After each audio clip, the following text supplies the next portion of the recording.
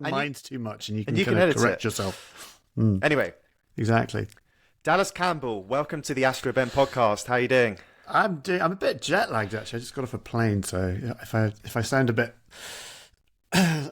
slow today, that's the reason. So I had apologies. no idea. Well, I did know you were in the US. So what were you doing over there? Were you filming? Were you doing something spacey? Well, not really spacey. I was doing I'm doing a series about hydrogen, which is kind of spacey, I guess. Hydrogen as a future fuel source.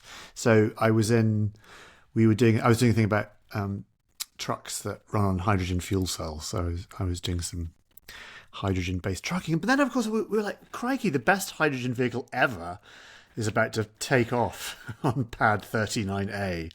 Why don't we go and quickly nip over and film that? And then, we couldn't get it together in time. And then it was scrubbed. So we were like secretly relieved it was scrubbed. And then we're like, okay, well, it's not our fault that we didn't go and film it.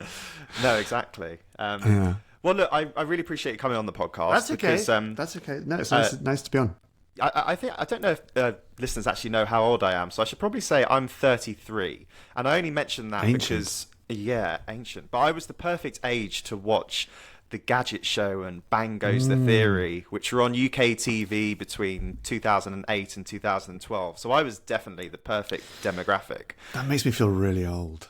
I think because for me, it's like it's the other day. And the weird thing is, it's when we were doing that show then, kids would, kids would sort of come up to you, teenagers and stuff, and, they'd be your target audience. And in a way, part of me still kind of expects kids to come up to you and talk to you about stuff, but they don't. It's 33-year-olds. Yeah, saying, will you come on my podcast? PhD students, and like, oh God, I say I feel old, and then I realise, oh, I am actually old. So, well, you do look exactly as I remember you. So credit to you. You're doing something right. You're blessed with a good head of hair. Yeah, well, I'm lucky. I think genes. I think it's genetic because honestly, I don't look after myself like I should. I'm really bad. I'm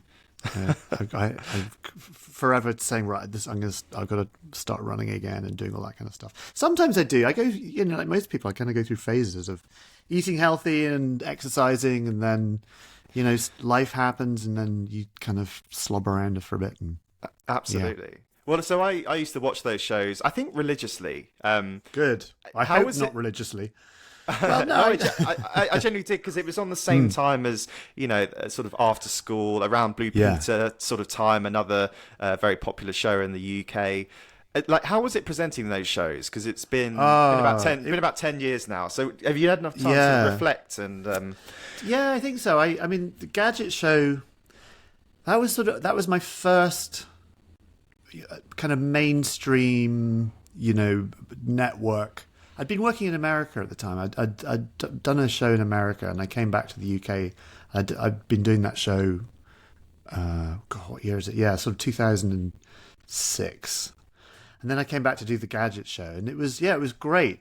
It was my first time doing a kind of proper mainstream network magazine science show. It was fantastic because we covered all kinds of stories, everything. I mean, it's really sort of technology focused. But it was great. We had a laugh, and it was, we just had a good time doing it. And, it was kind of, we could kind of do whatever we wanted. It was the iPhone it had just come out that year. So the world looked very, very different. It was pre-iPhone, just on that cusp of really hitting the digital revolution proper, really hitting the world. Social media had only just really started. So it was that kind of time. And so lots and lots of fun. And I got to travel. We traveled. I went to America with the Gadget Show a lot, and around Europe and that, this, that, and the other. And then I, the head of Channel 5 at that time went over to become the controller of BBC One, and she very kindly took me with her to go and set up a new early evening science show. Not quite a replacement of Tomorrow's World. I guess we were taking the Tomorrow's World slot, but whereas Tomorrow's World was a bit more, I guess, gadget showy, we wanted to do something that was a lot more sciencey, really kind of showcasing science, what science was, how science worked, which we did with the Open University. And yeah, that was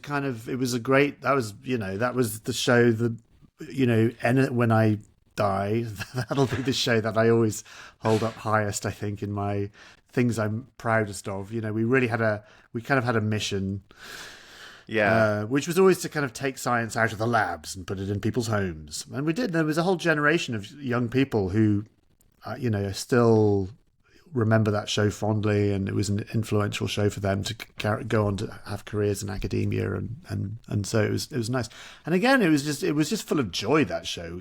All the presenters, myself, Liz, and Jam and Yan, we just loved science, and we just loved everything. And they pretty much gave us a free rein, us and the producers. We could go and kind of do whatever we wanted, really. And it was terrific. Are you still in contact with your former presenters? Yeah, I mean, not as much as I should be, only because this is what happens when you get old. You kind of become grumpy and sort of you don't talk to anyone anymore.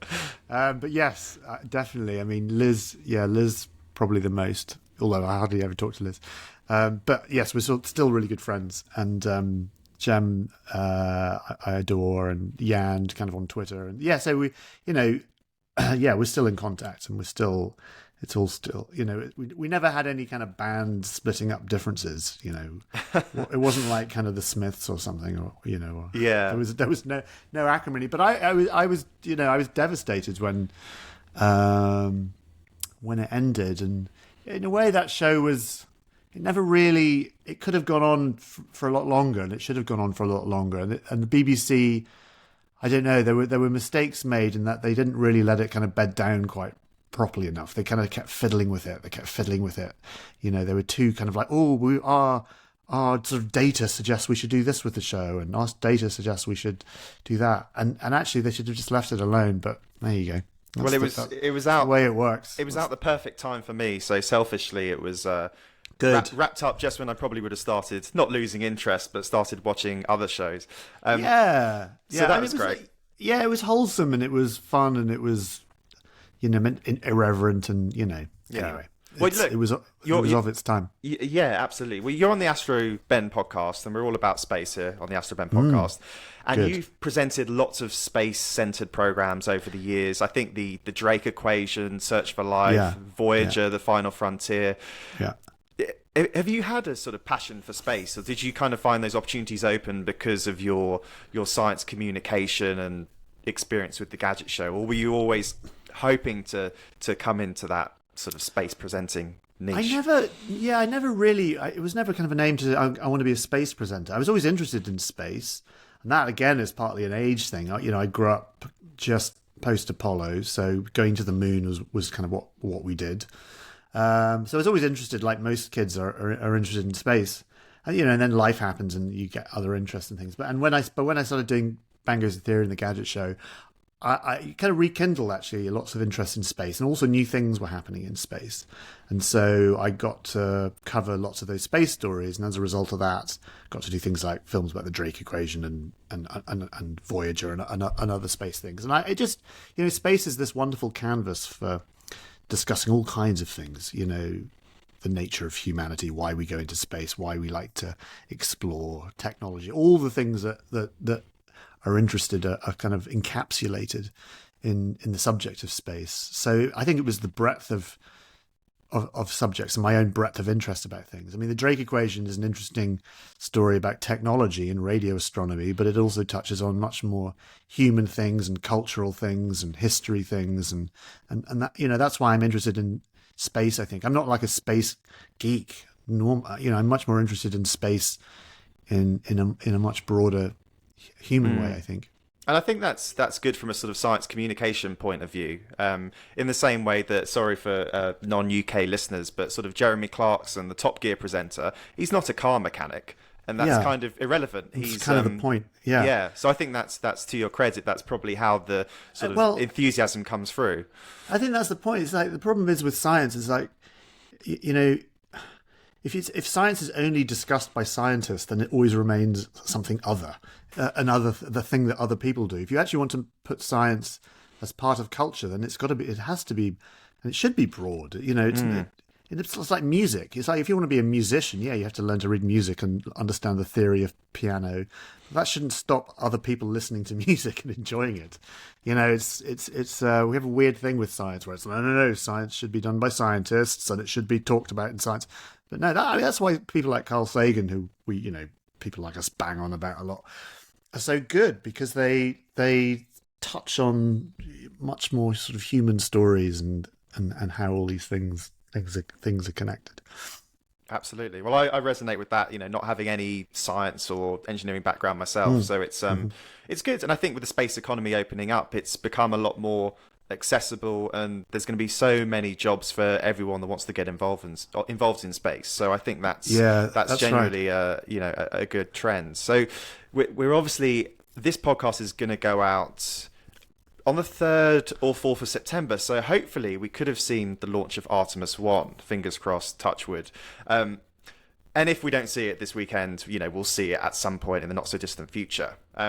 How significant are the Artemis missions for NASA? And talking about science communication again, do you think we're as excited about it outside of the US? Because obviously we're both British, so a non-US perspective, is there as much hype about the Artemis missions as the Apollo era, do you think? Well, it's difficult. It's difficult to compare them in those terms, because, of course, politically and culturally, we live in, completely different times. Although there are similarities. I mean, when Apollo was happening, there was all kinds of political strife going on. We talk about the sort of difficult political times we live in at the moment.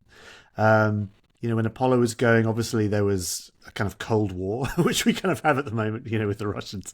A different sort of priorities, but there were big sort of civil rights protests at the time, and difficulties, and at the time America was bombing Southeast Asia, Vietnam was rumbling on. It was difficult times then, and Apollo was sort of inspirational then, of course it was, but it was also controversial. The same arguments were going on. Why should we be spending all this money sending people into space when we could be building hospitals? That argument is still we still sort of have now.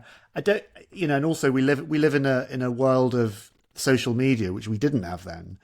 Back then, Apollo and the Apollo story and the values of Apollo were very much controlled by the gatekeepers of the media at the time. So you had people like, going back a little bit, Walt Disney and von Braun, and then, of course, Walter Cronkite and all this sort of Apollo stuff that was happening then. And it kind of reached a fever pitch, of course, for Apollo 11 when we actually had boots on the moon. I don't know how much, Artemis 1, we're not going to have that human element on Artemis 1 that we had with Apollo 11, obviously. No one's landing on the moon, and it's going to be a few years before anyone does land on the moon again. And of course it's riddled with uncertainty. We don't know when boots are going to be on the moon. Trump was saying 2024, and of course it's not going to be 2024. We've still got to build things like deep space gateways. We've got to build lunar landers, all that kind of thing. So I don't know whether, yes, it's a big rocket taking off, so it'll get lots of news traction. It's been on the news in the UK a lot, actually. In the last sort of couple of weeks, people have been talking about Artemis. I think it does rekindle that sense of excitement going back to the moon. We haven't done it for 50 years. So there is going to be some excitement, but it's difficult. I mean, with Apollo, there was we are going to put. It was a much shorter time period of actually landing there and doing stuff, and I think uncertainty in the world at the minute is kind of reflected in that. It's also very expensive, like Apollo was. The Apollo budgets were a kind of war budget. I can't remember the percentage of GDP was spent on Apollo, but it was massively unsustainable, which is why Apollo ended. I don't know what's going to happen with Artemis. I mean, big space projects are reliant on political 4-year, 8-year American political cycles. You have presidents come in, we're going to go to the moon, then the next president comes in, no, we're not. I mean, Obama scrapped the Orion program when he came in, and so who knows? No, very true. However, it's a big rocket. It's going to take off. It's going to make a big noise. Everyone's going to be excited for a bit, and I hope it continues. I think this kind of stuff's important. Completely, I agree. And there was definitely the first attempt, which was unfortunately scrubbed. There seemed to be, from people on the ground, definitely a sense of excitement in the Cape that, even if we're so used to seeing launches now with companies like SpaceX, launching. I think their aim for next year is to do 100 launches, which is insane. Yeah. I think just to see to see NASA going for the moon again, sort of a bit different when we're so desensitized to launches now. What's your thoughts around companies like SpaceX and Blue Origin? Because obviously, they're relatively new, and even since bang goes the theory, they were just about starting up, and they've transformed the industry. So what's your take on the private space industry? Well, I remember doing a thing on Bang Goes the Theory about reusable rockets, actually, long before the Falcon 9 reusable rocket happened. I remember going out to Mojave, and there was a company, Maston Industries were sort of doing some experiments in Mojave, and I was like, oh my god, this is incredible. I mean, there's been before that there were lots of talks about there was kind of the origins of private space. There was the kind of Roton rocket and all this kind of stuff that was kind of the predecessors of all this. So it was exciting. There was a sense of that kind of Wild West about it. And I remember when I first saw the landing of the Falcon 9 on one of the drone ships, I thought it was a joke. I thought it was kind of someone had put it up on social media and just like replayed it backwards. I was really shocked. And then I was amazed. And then, like everyone else, I'm slightly desensitized to it all now. Musk is one of those characters who is divisive. He kind of divides opinion. He's a bit Marmite. You either love him and you hate him. So, and I know he's a bit of a kind of pawn in the kind of, in inverted commas, culture war kind of stuff. Lots of stuff about Musk I kind of enjoy. I like the fact that he annoys people. he does do amazing stuff. He builds rockets and he's transforming the industry, and that's got a bit. It's good. It's a good thing. It's good, and it's funny actually looking at the SLS rocket. It seems very dated now compared to.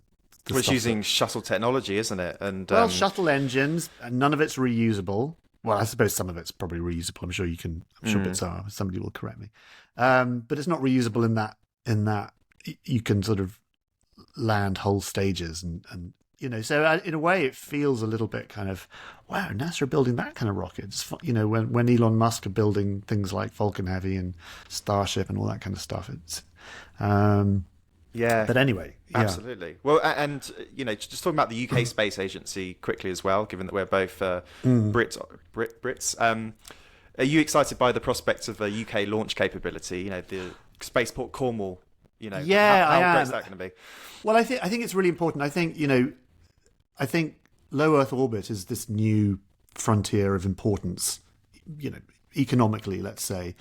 Being able to launch small satellite, the miniaturization of satellites and the ability to launch them is revolutionizing again everything that we do on Earth. I mean, it's funny, the modern civilization is built on satellite technology. Things just wouldn't function without it. Everything from banking to, climate to, Earth observation is really, really important. And I think not enough people know about it and think about it as such. But the ability to be able to access low Earth orbit is hugely, hugely important. So having our own launch capability, I think, is a massive thing. At the moment, there are I can't remember, 8 or something slated in the UK, which I think is probably a bit ridiculous. I think probably we might need... One's enough. Yeah, well, 1 or 2, you can imagine Cornwall and you could imagine... Scotland. Sutherland, Scotland or whatever. So I'm not quite sure kind of where we are with that.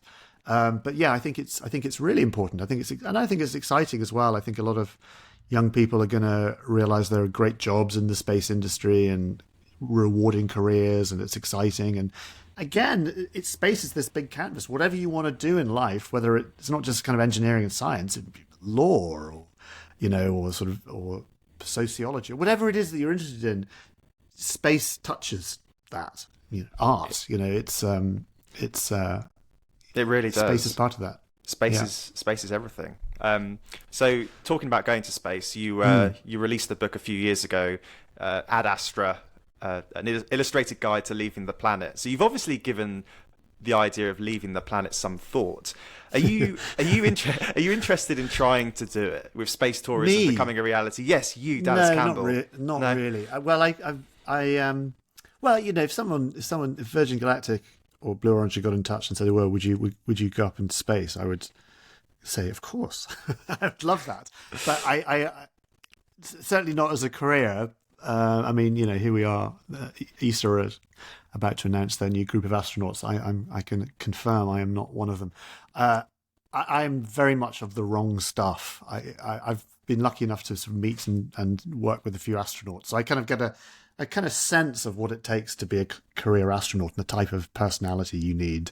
I don't have it.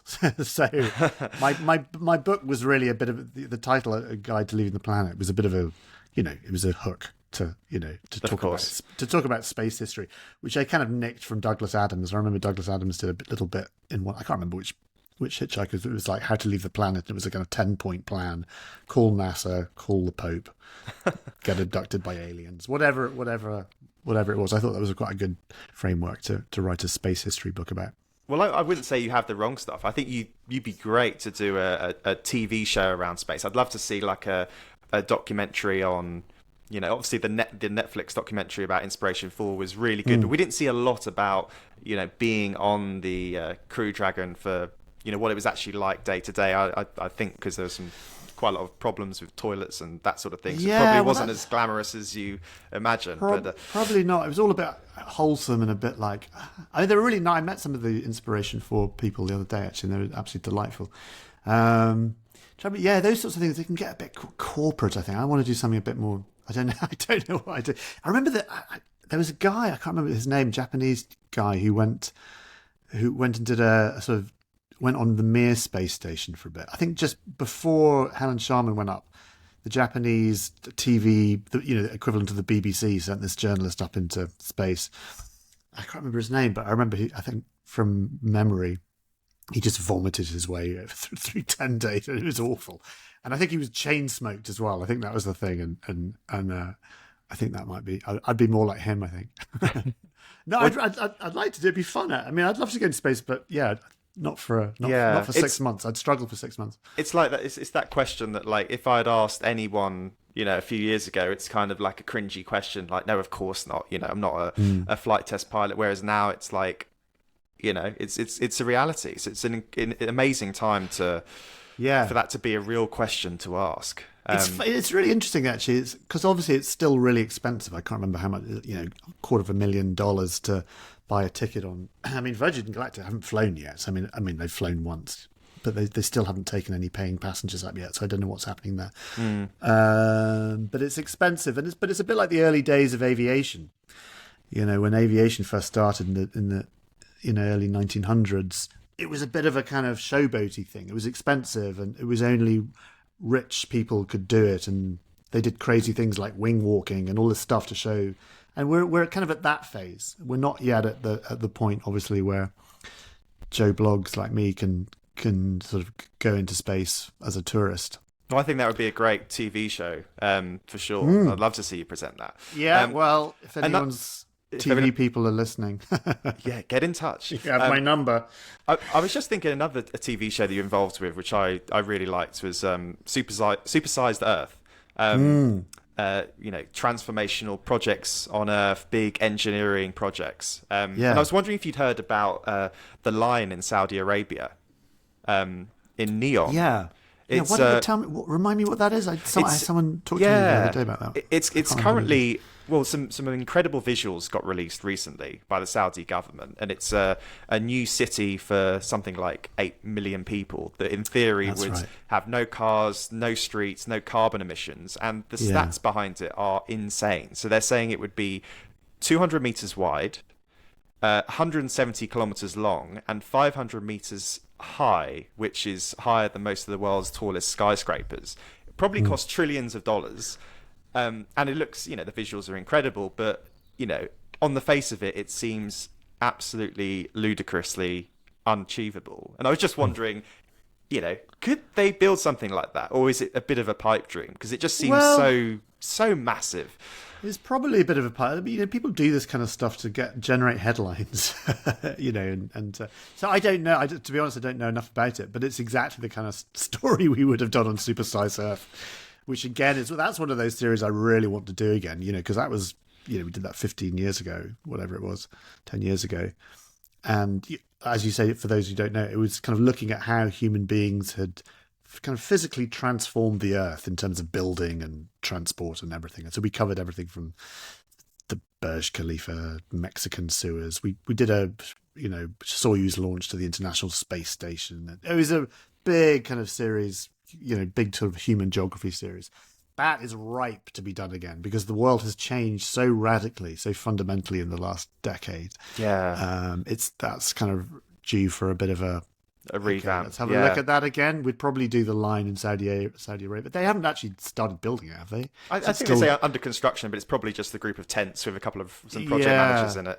That's it. I mean, I don't know. I mean, it's weird, because the world has changed so much. I mean, you look at people like Elon Musk, and you go, "Oh yeah, he's full of crap," and then suddenly he's built a reusable rocket.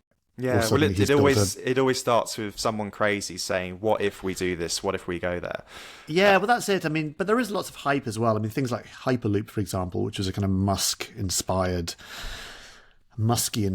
kind of idea. This idea of vacuum tubes that would propel capsules from city to city, and which is an old Victorian idea. And they've built sort of prototypes. I mean, I went and filmed Hyperloop stuff in America a couple of years ago, and I went out and it was just under construction. But I can't imagine it sort of happening now.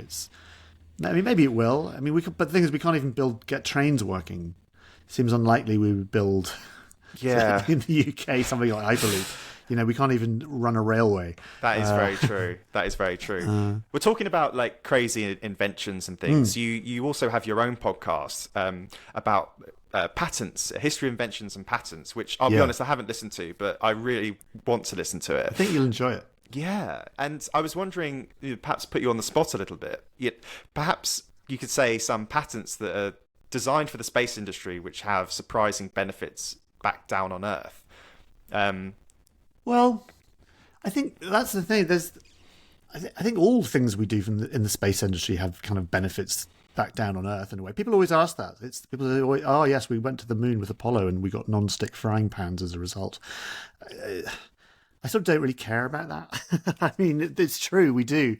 I mean, Apollo, for example, people might criticize it for being wasteful and extravagant, but yes, of course we did. I mean, I think in terms of things like miniaturization and digitization, Apollo leapt us forward at least a decade in terms of computing power. The fact that we designed the Apollo guidance computer, the fact that we took computers that were the size of rooms and managed to miniaturize them into something that would fit into a shoebox for Apollo.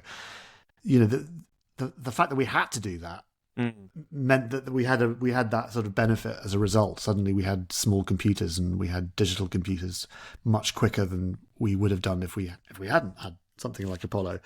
And of course, space, we tend to think about space as looking out, exploring the cosmos, and it is to a point. Things like James Webb are amazing, but so much more about modern space and access to low Earth orbit. It's about looking back at the Earth, being able to monitor the climate, being able to monitor land use, everything, weird things like illegal fishing, for example. I was looking at this thing, illegal fishing. We can now sort of monitor from space and see things.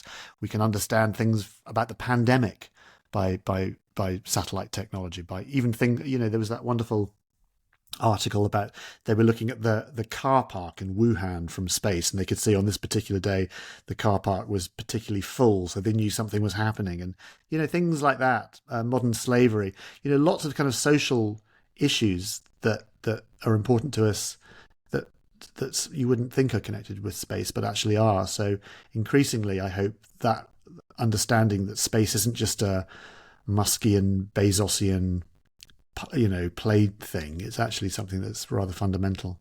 Bezosian, there's a word I haven't heard before. Bezosian, I just made it up. I'm going to hopefully it'll catch on. But that could apply to anything because he does everything. Maybe it's Muscovian rather than Muskian. Yeah. Well, I was just before you go, I was chatting to someone the other day, and they mentioned Spacebar, which is a virtual monthly Q&A hosted by yourself. How did that come about? Was that sort of out of lockdown? Is that still going? Yeah, kind of. It's still going. Yeah.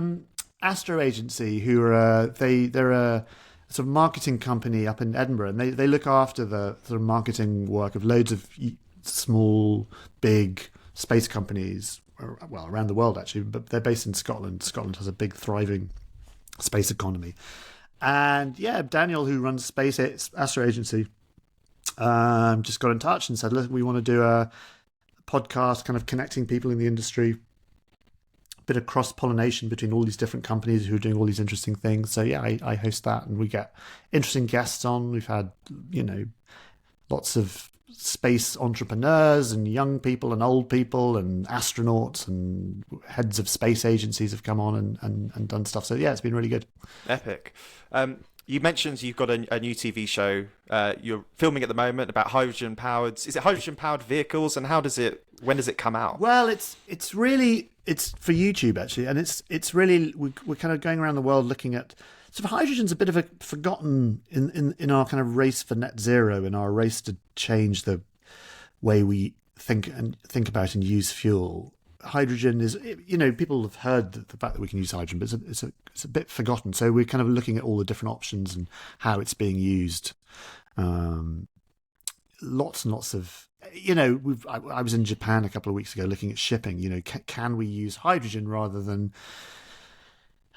diesel for big container ships, for example? How do we make hydrogen cleanly? Obviously, hydrogen it isn't just there. You've got to make it, and that takes energy. So how can we make hydrogen clean? How can we design fuel cells? Are hydrogen fuel cells better than just electric cars? All these kinds of questions that people might have about hydrogen, we're kind of exploring. So yeah, it's fun. So that's very cool. That's what I'm doing at the moment. I can't wait to watch that, and let's call this on YouTube as well. I think YouTube is definitely I don't know. I don't think they get enough credit for where they're going with their TV stuff, because everyone's focusing on the streamers platforms, Netflix, Amazon, Apple, Disney. Well, that's it, and it's difficult. When I was doing stuff at the BBC 15 years ago, getting stuff like this, they were like, yes, we wanted lots of science documentaries, but it's BBC aren't making those sorts of shows to the extent that when I was there. So it's great that YouTube are doing stuff like that, and yeah. Absolutely. Well, look, thank you very much, Dallas. It's been very cool for me to speak to someone I used to My pleasure. watch as a small child. Well, so you have great taste in science television, Ben. Thank you very much for fluffing my ego. Thanks very much, Dallas. All right.